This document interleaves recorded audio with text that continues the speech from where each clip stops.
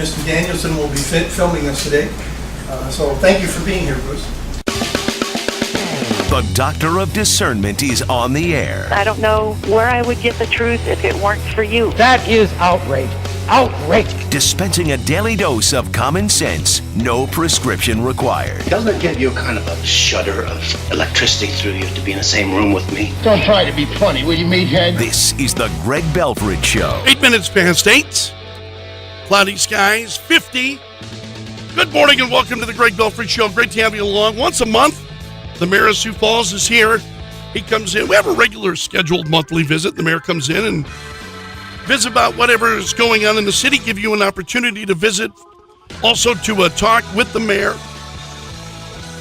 And we'll get to your calls coming up, but I want to welcome Sioux Falls Mayor Mike Huether. Mayor, it's always good to see you. How you doing, sir? Greg, thank you. Good to be back. And yes, I really do appreciate these monthly visits. And I think over the last 7.5 years that I've been your mayor, regardless of what the topic is, even how controversial it may seem to some, I've never backed away from this get together because I do appreciate it, and I do welcome the questions as hard as they are.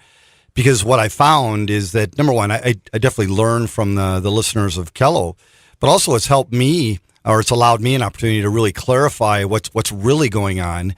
Versus what you may think or what you may read or whatever it would be, and so I really appreciate the opportunity, Greg, and certainly probably the topic that I knew we were going to cover today involved the settlement in regards to the event center. I'm looking forward to it, but also I wanted to bring in Tracy Turbak. Tracy. That one of the things that I think folks were most interested in involved the numbers. What was this dollar amount and where did it go and why did it happen that way? So Tracy Turbak is in the studio as well with Greg and I, and so yeah, we welcome your calls and we welcome your questions. And Greg, thanks for the opportunity. Yeah, and Tracy, nice to have you here and back again as well. It's good to see you as well. I appreciate having you here. Thank you. Yeah, happy to be here, Greg. 336-1320 is our phone number, 1-800-228-4435. Well, let's talk about the city had been involved in a settlement with some of the contractors for the Denny Sanford Premier Center, as you will know, but just setting it up for people who have not followed it very closely. The problem was warped baffling or plating on the outside and the exterior of the building. Yes. Purely aesthetic kind of things in terms of the look of the building. Not correct. The plates were warping, some kind of straightening out, and was a problem. Not what the city had delivered, or what the city had been promised, and what. So maybe set it up by talking about why we got to the point where we're at a settlement here, because there was, as I recall, a lot of finger pointing at the time as to who was responsible. Certainly the city wasn't. Sure. But among the contractors, a lot of disagreement about whose fault it was, correct? Well, I think you've set it up well, Greg. Good job. We had the event center had been open for about a year before the settlement was finally reached. The city of Sioux Falls, we did feel that what we were wanting when we started the venture is not ultimately what we got in terms of the aesthetic appearance of our new event center. So we do want to hold people accountable. It's one of the things that I think we've tried to pride ourselves on over the last 7.5 years is that we want to get the value of what we had in terms of for the taxpayer, in terms of the project or what it would be. And so we did reach out to some of the parties, and you said that right, Greg, to try to figure out, hey, what can we do to kind of get a return because we didn't get what we wanted, and that's what we did. We started this negotiation with these parties, and ultimately, between the two, the variety of groups that were in there, we did come up with a settlement, and it was $1 million, and ultimately we announced that, and then we moved on. And we've enjoyed our new event center in a variety of different ways. The Argus Leader, they felt that even though it was a confidential settlement, they felt that it should be open to the public. And an opinion which the Supreme Court agreed. Ultimately, the Supreme Court did agree, and we respect the decision. And that's why within about 24 hours, we surprised probably everybody, including you, that we did present it within 24 hours. And then, ultimately we moved on, and we will still move on, other than we do want to help answer questions that people would have on this. But I think you said it best, Greg. It has been fairly quiet. We presented it. People have read it, and they're going, okay. Well, let's set that up, because as the settlement came out, it was, and the newspaper reported that the city did not receive $1 million cash. Right. Because you talked about the city receiving $1 million. Yes.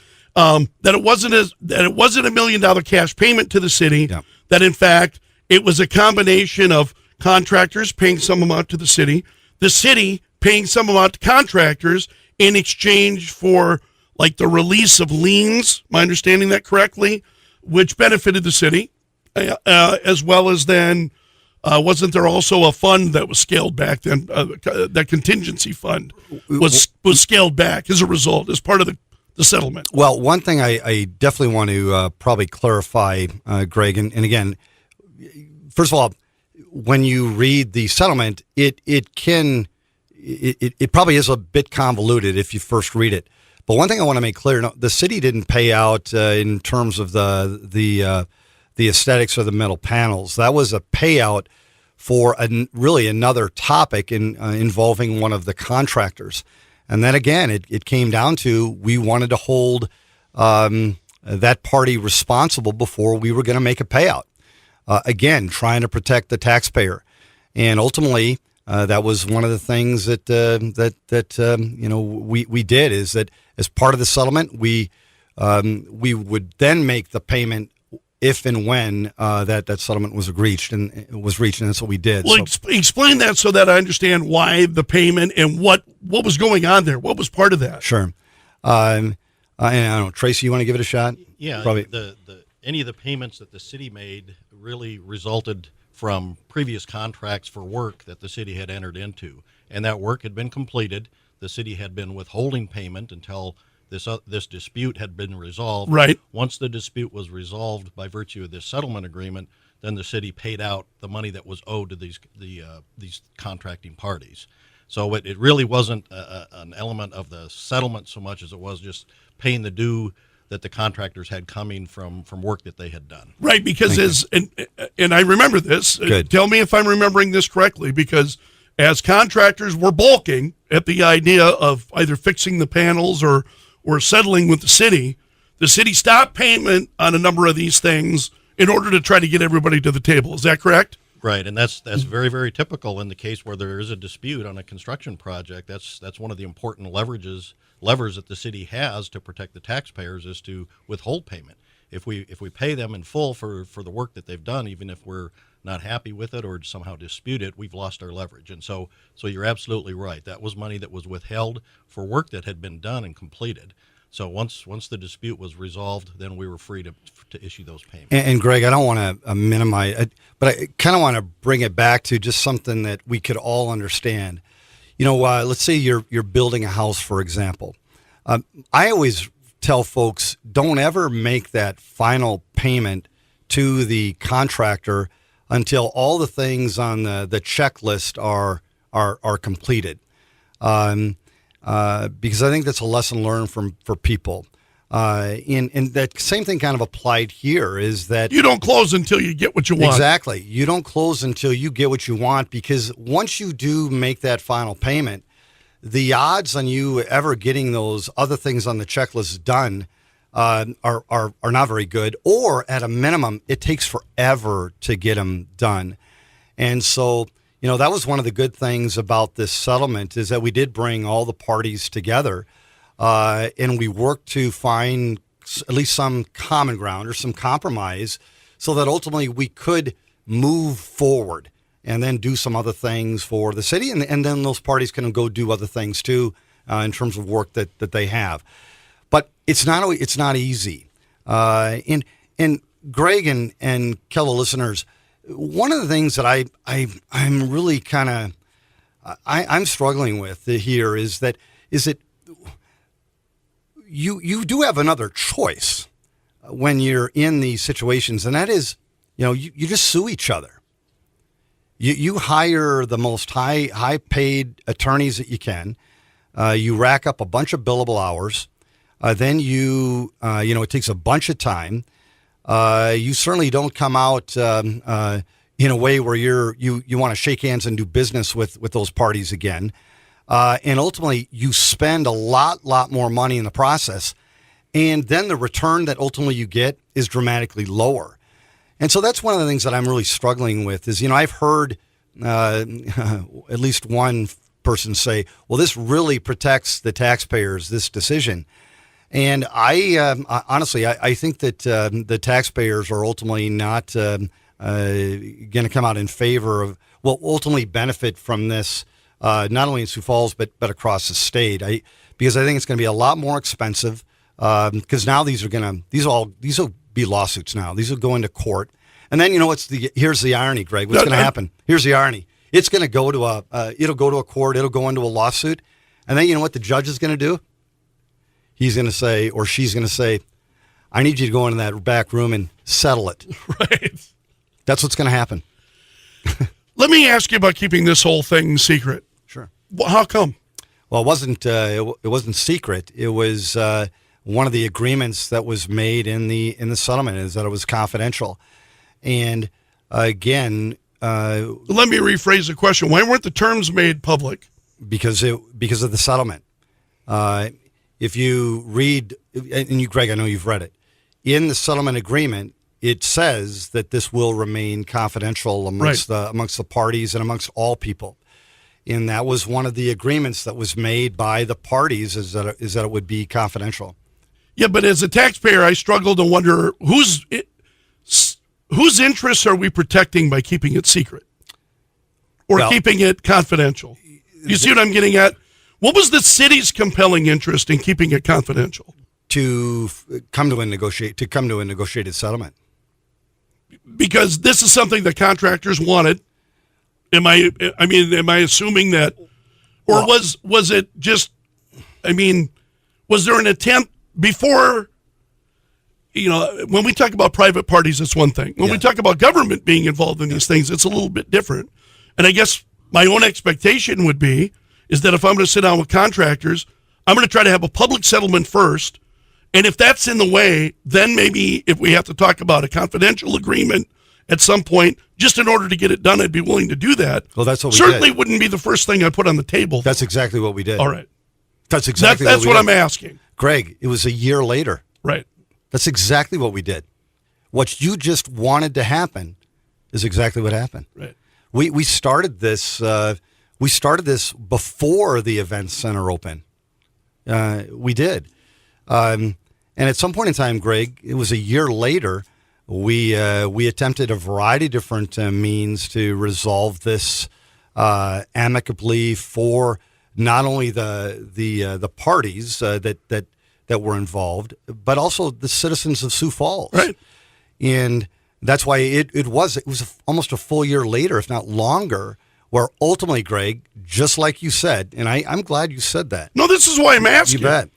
At some point in time, you do have to reach a point where, do you ultimately want to move forward or not? Right. And if one of the stipulations in that contract negotiation is that, yeah, we'll do it, but it does have to remain confidential. That's one of the things that the lawyers of both parties that they look at, and ultimately, I think that, and that's how it moved forward. So, yeah, that's exactly what happened. If this, to your point, if it would have been the day after the Event Center opened and right away we moved forward and said, here's this confidential settlement that was inked a day after, I would wholeheartedly agree, but this was a long time afterwards. And at some point in time, you do have to move forward.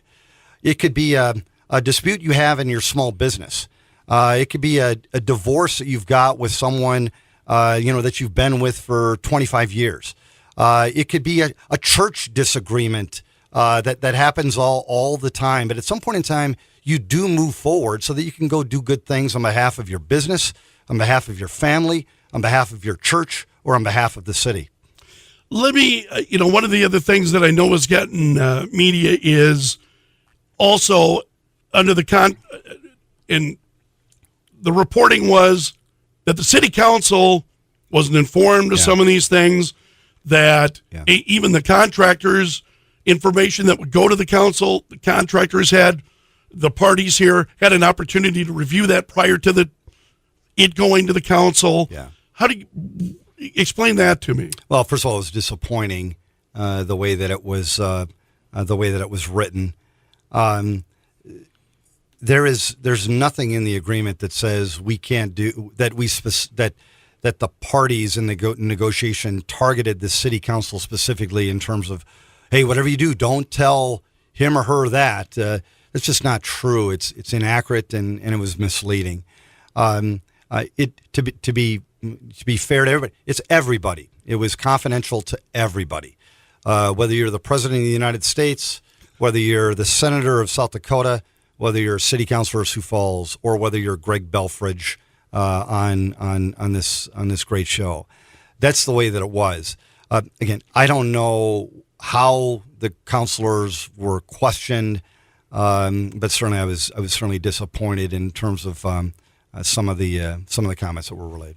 It is 24 minutes past 8. 336-1320 is our phone number. Sioux Falls Mayor Mike Huether is here. City Finance Director Tracy Turbak also here. I want to get to a quick call here. Good morning, Don. You're on KELO. Good morning, Doctor. Thanks for waiting, Don. Morning, Don. Morning, Mayor. Good morning, Tracy. Morning. Good morning. Mayor, the only curiosity I have, and there's a lot of weeds growing where all that stuff took place that you guys just discussed, but I'm fully persuaded that I listened to this show some time back when this was all being discussed, and you led us to believe that $1 million was going to go get put away for the operational use of the Denny. Well, why don't we let's address that. And Tracy's that's one of the reasons I brought Tracy here, was to try to help you folks understand. So how do we utilize this money? And Tracy, maybe give Don an idea of where that money goes. Sure. And the answer might be a little longer than you prefer, but I think it's important to understand the background of it. When following the election back in November of 2011, when the voters approved moving forward with this project, shortly after that time, on the city's books, we created a fund called the Event Center Construction Fund. And any resources, any money that was to be used for this project was put into this fund. We had the city put in a relatively small amount of cash. As people know, we sold bonds, and the proceeds of those bonds went into this fund. We had donated funds for the project that went into this construction fund. That money earns interest. That interest goes into the fund. And this settlement money, when we received the settlement, the cash portion of the settlement, that also went into this construction fund. And so since the event center has opened and since the settlement has reached almost a year after the building opened, that money has been in this fund, and we've been using it to make additional improvements to the facility. And some of the bigger ticket items that we've done, we just recently completed or very near completed a project to add a walk-in cooler space on the main concourse level that was just finished before the Garth Brooks run of concerts. So we were able to provide a lot more cold beer to the fans, and that's certainly, at least from my perspective, I like my beer cold. So that was a good enhancement to the facility. We've expanded the kitchen with some of the remaining funds in the project. It was by the way, a very well-managed project. So we did come in under budget. We had, in addition to the settlement funds, we did have money left in the project budget, so we've had the flexibility to make some of these enhancements. We still have some additional work to do. We're going to be improving the parking lot lighting, so we're going to install LED lighting, which is going to be much more efficient for the facility. We have plans to add a little bit of premium seating, expand by over 100 seats of premium level seating. So we're still working through that and still making some enhancements, and that the cash that was received by the city as part of this settlement is all part of that pot of money that we're able to make those improvements with. Here's where I guess personally I struggle with this a little bit. Don, thanks for your call. Good job, Don. Is the understanding that the city got $1,044,000 in terms of assets in the deal, but Tracy, maybe this is where you can help me, because I look at that and I say, okay, if we discharge like $500,000 in liens or whatever against the city that we paid for work that the city owed, understand that. We paid for work we owed, we discharged those liens. Where are the dollars then that, I mean, that's not the same as having dollars that are actually in that fund. That's correct. You see what I'm saying? Yep. And I guess that for some of us, our perception, and this would be then back to you, Mayor, the perception was we were receiving $1 million that would go directly, that money would be in the fund, and that would be what was generating additional revenue to operate the event center. Well, it turns out that's really not the case. Well, first of all, no one ever said we were getting $1 million in cash, ever. We were all very specific on that in terms of not relaying that to the public. Number two, this is a topic that really we didn't talk about maybe longer than a day or two after the settlement was inked.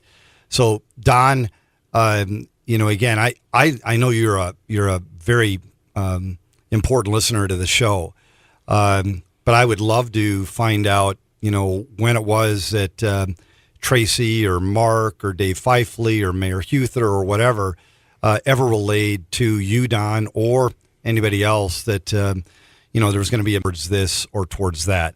Again, it just don't. That did not happen. One of the things that I think that folks need to understand is that the $1 million, in terms of the dollar amount that was discussed, that was the settlement, and we can break it down for you if you want to go into detail. Totally understand. I totally understand what you're saying. Yeah. You're saying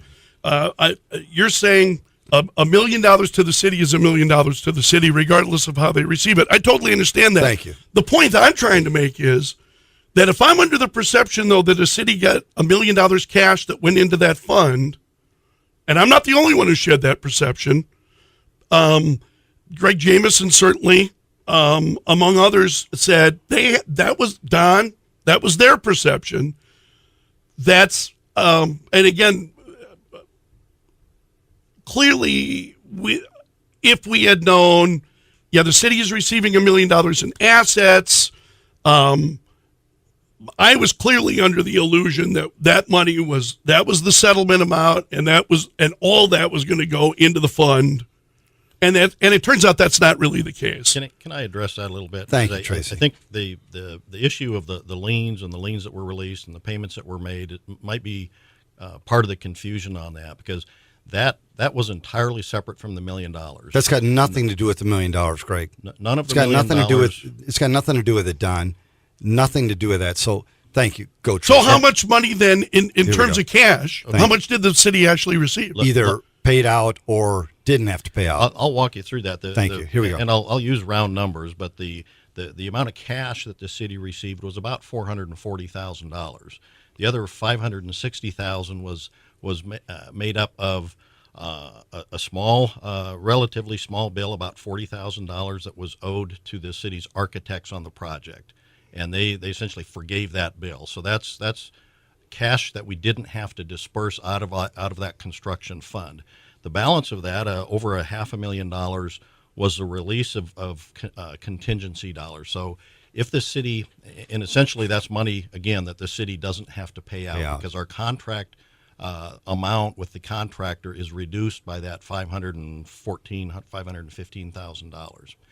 If the city had taken a different path and insisted on that siding being fixed or replaced or whatever kind of solution may have been arrived at, the contractor would very likely have spent all of that $500,000 trying to fix that, and we may still never have accomplished what we ultimately wanted to see. And we will talk about that coming up, Mayor. So that's a $500,000 again that the city did not have to pay out. Right. And that's out of this construction fund. So that money then is still in the fund. That's part of that money that Right. we're using to make those enhancements. Correct. Got it. Exactly. So Thank you, Greg. So at the end of the day, the benefit to the city, the benefit to the event center project was $1 million.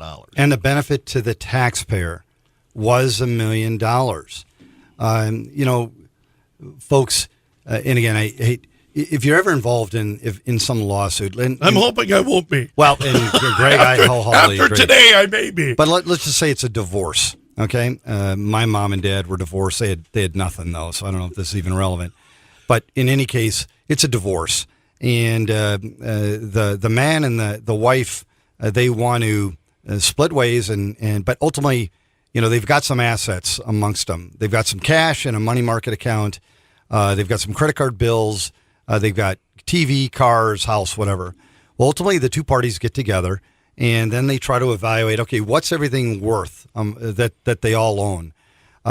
Some takes the cash, some pays the bills, some gets the TV, and some get the car. And ultimately, you move on, and you hope that you found a value or a settlement that allows the parties to move on with life. And that's exactly what we did here. The value to the Sioux Falls taxpayer and to the city of Sioux Falls in this case was $1 million. But I believe the value was even greater than that because it allowed us to move on versus spending more money on attorneys, more time on something when we've got all these other things we had to do as a city. And that's there's that value too. And again, Don said the weeds. If you really want to get into the weeds, there's not much there. And I think that's ultimately what we found out is that even when we released this settlement contract, people have read it, and we're trying to get through it, and we're trying to understand it. But there's really no smoking gun there that ultimately would really, I think, cause ultimate distress to our great city. But ultimately, we did move on. I think it's a very, very good settlement. I think one of the best you're ever going to find. That's why we were so excited about it when it finally was done. But still, we also understand it is government. I get that. I come from a business background. It is government.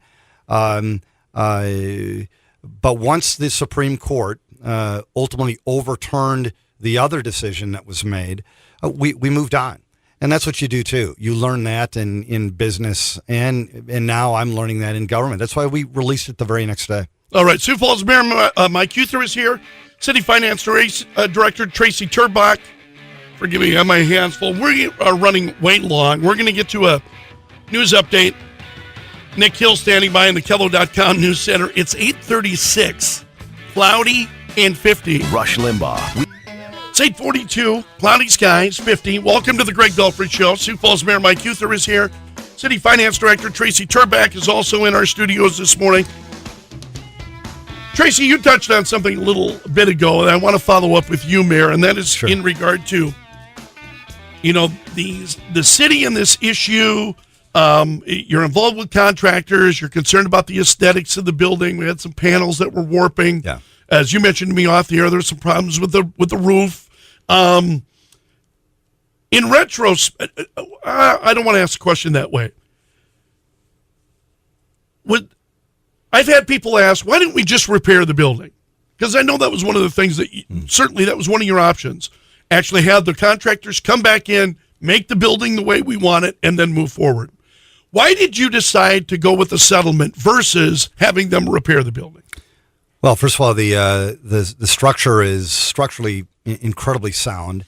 It's a beautiful building, even with the some of the warping of some of the panels.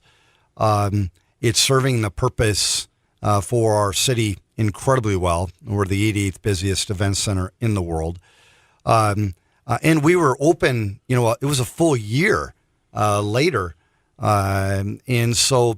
Could you only imagine here we've got, Elton John playing, and we got all this stuff going on the outside. At some point in time, you go, it's not necessary, and so ultimately that's what we did, and we were certainly as a city and very, very pleased with the negotiated settlement, and then we could use that money to do other great things for the events center, and ultimately we have. Not everybody's going to agree that it's great when you invest in a brand new cooler that can, but ultimately it's helping us become much more profitable out there and meeting the needs of the patrons that come to the event center and so much more. I've heard people saying, and I think some already have a perception, we're going to have to go back and fix those panels at one point or another. No. All we did was delay the inevitable here. How do you respond to that? Well, number one, I don't hear that hardly at all. In fact, I've heard that really one time or twice from the same individual who really likes to draw attention to himself in regards to this topic. Again, I'm not the expert, and neither is that guy. So you do rely on the experts. There are no structural issues here. No. This is all aesthetics, and it is. And those war panels are not going to somehow then accelerate as the building gets older or anything like that. And it's also the weather barrier is still there, protecting the structure. And so Mark Cotter is probably the best one to answer those questions at a later date. But no, folks, it's number one. It's a beautiful building. It's kicking butt and taking names in terms of what it's doing from an economic standpoint and a quality of life standpoint. It's structurally sound. It's going to serve our city for a long, long time. But also, we do have funds that are available to always take care of any wear and tear on not only our new event center, but all the other buildings that we have in town too, and we will.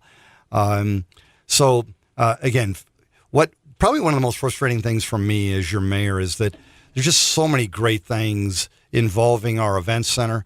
But ultimately, every now and then you do have to take a deep breath, kind of look at some of the things in government, such as this particular negotiated settlement.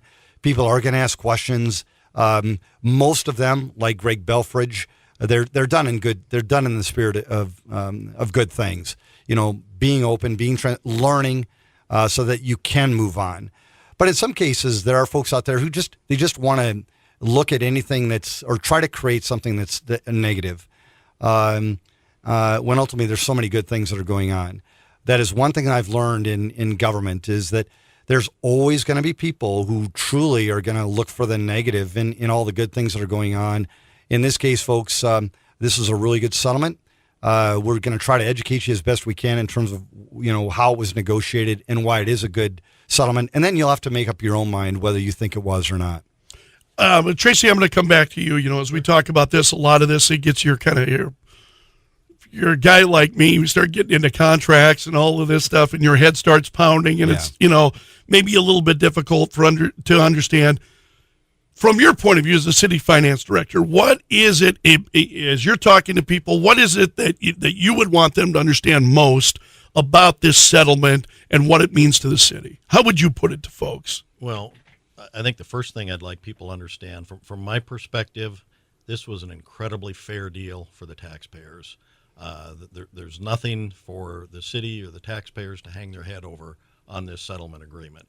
And I think to some degree that's maybe frustrating some that were hoping for a little bit different facts once they saw the agreement. So that, first of all, that's the one thing. The other thing is the project overall has just been so incredibly successful. I mentioned earlier it was the construction was finished within budget, well under budget. It was finished on time. The operational success has just been phenomenal. We've had over 40 sold out concerts. We've operated the facility in the black, so we've been able to do all the things that we said we would do at the very beginning. Some folks laughed at us, frankly, that we wouldn't be able to operate it in the black. So the project has been successful, and for anybody to look poorly on the project or the city or the taxpayers to feel like they've somehow been shortchanged in this deal just is not accurate whatsoever. And that includes the settlement agreement. and Tracy was speaking on his behalf, and thank you, Tracy. Now I'm going to speak as the mayor, and that includes a settlement agreement. This is a great deal for the taxpayer, and for the folks who don't want to look at the operational success or the sold out concerts or then this or that. Let's just talk about the settlement agreement. It was a really, really good deal for the citizens, and yes, for the taxpayers.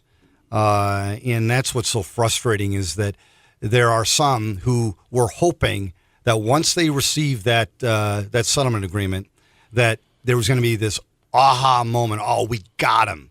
And I think they found out, no, that's not the case. As you look back at all this and knowing you don't have a lot of time left in office, in regard to this being confidential, the way that you proceed moving forward, what will you change, if anything? Well, Greg, I think that's a really good question, because now I think that every mayor, every council, commission, governor, whatever, this changes the way that you have to resolve disputes. And I personally will struggle with it because, again, it's going to become more expensive for the taxpayer. It's going to draw it out a lot longer for the town and the city and the state. Ultimately, the returns or the settlements in terms of the dollars that could potentially come into that city, municipality, state, or whatever, they're going to be lower. And I think the new way of doing business is, all right, I'll see you in court. That's kind of in my mind, the new reality of this. Well, there was and let me ask you, because there was an issue with state law, correct, about a comma and what it meant. Yeah. And is there an issue for lawmakers this coming session to address in terms of this? Because I know there was fierce disagreement between the city attorneys and the newspaper's attorneys as to, and even one of the members of the Supreme Court said, well, wait a minute, this comma, this whole business about the comma, and it seemed to be taking legislative intent kind of out of the mix here, that the legislature didn't really intend for those to be public. Bottom line, is there an issue to be addressed with lawmakers about addressing the law for cities like Sioux Falls? Tracy, I mean, you know Pierre better than I do. Not that they'll do what you ask, but and that's just it. I mean, it's not for the city to say what should be changed in the law necessarily, because that's not something we have control over. I think there's but if there's ambiguity in that, right? Probably a higher likelihood that things would get worse from the city standpoint than that they would get better. I mean, the cities are never safe when the legislature's in session. That's what I always say. And understood. But and two folks, and I'll probably take some heat on this, but I mean it sincerely, folks. Negotiated settlements in your personal life, in small business, in big business, in your church or nonprofit. And yes, negotiated settlements that are confidential in government, that's not a bad thing. That's not a bad thing, folks. And again, I think what happens is that there's so much, there's this emphasis on, we got to find the boogeyman. We got to figure out who was at fault the most. And then that'll satisfy us. When in reality, you know what? There's still some good that actually occurs in government. And there was good that occurred in government with this negotiated settlement. That was confidential. And it was good for the taxpayer. It was good for the citizens. It was good for the parties involved. And it was good government. Can you believe that, folks? It was good government, even though it was confidential. So, I mean, was I just not paying attention? I've told you, my perception was the city had received $1 million in cash, and I understand what you're saying. We never said that. and you've spelled it all out in terms of the assets that the city actually did wind up with and has. Yes. And it's over $1,044,000, I think. Is that correct? Or at least close, Tracy, to the amount of money that the city received. I got that. Did I just miss it? I mean, 'cause I clearly had that perception. Greg, no, you don't blame yourself for anything. This stuff is not easy. It is somewhat convoluted. That's why there are lawyers involved. But ultimately, you do at some point in time have to have some semblance of trust in the people that you elect, or in the people that you hire to help you through these very difficult matters. But yeah, they are challenging. They are hard to understand. And in this case, Greg, it is even some things in there that are certainly challenging for me to understand and Tracy to understand. But ultimately, it was a good thing. And so at a minimum, we thank you for allowing us the opportunity to at least try to not only educate you, Greg, but also, your listeners and the people of Sioux Falls. Because it is complicated and it's complex, and most of us don't deal with these kinds of things. No. Certainly not on this scale. No. Tracy, we were talking about the fund earlier. How large is that fund currently for the event center? Yeah, I mentioned that the project finished under budget, and of course the settlement dollars went into that same fund. Very recently, as the end of last month, we had almost $3 million in cash in that fund. And so we're using some of those dollars to execute and complete some of the projects that I mentioned that are improvements to the facility. And at the end of the day, when those projects are done, the budget that the city council adopted just last week, any dollars that remain next year when those projects are finished and the whole thing is closed out, those dollars will ultimately go to help make the next bond payment on the event center bonds. So, if I'm hearing you correctly, and I want to make very, very sure that I don't misunderstand this. If I'm hearing you correctly, you're saying even though the city didn't receive $1 million in cash, basically, it's as far as that fund is concerned, it's the same as if we did. Is that correct? Absolutely. Am I hearing you right? Absolutely. The effect to the taxpayer is essentially a wash. The benefit to the taxpayers was $1 million of that settlement. Understood. What else you want to add about this, Mayor? I'm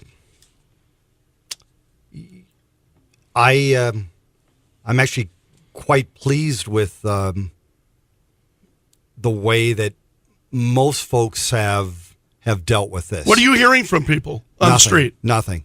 That's the thing. And I mean it sincerely. I know that sometimes people they go, oh my gosh, everybody must be paying attention to this. What I found over the last 7.5 years, Greg, is that in reality, most people are moving on with their life. They're going to work, they're paying their bills, they're taking care of their kids, and they're trying to squeeze in a vacation or two. And in this case, I think they really do go back to where Tracy was at, and that is our event center has just been wonderful for our city.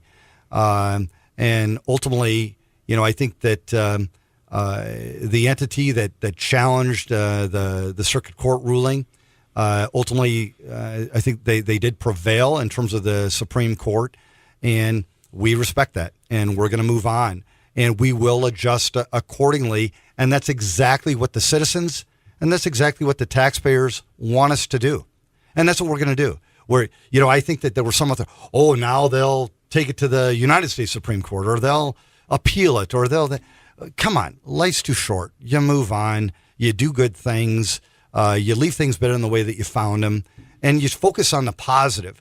Sadly, there's still some out there who will do everything in their power to focus on the negative or try to find the boogeyman. All right, you've got about 30 seconds to comment on Garth Brooks' 2 phenomenal weekends.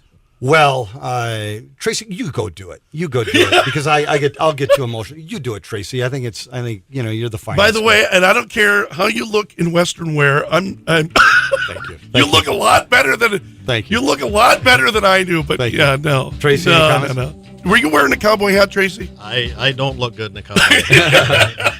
It was a wonderful 9 shows, and And again, it just showed the power of our event center that is now 3 years old.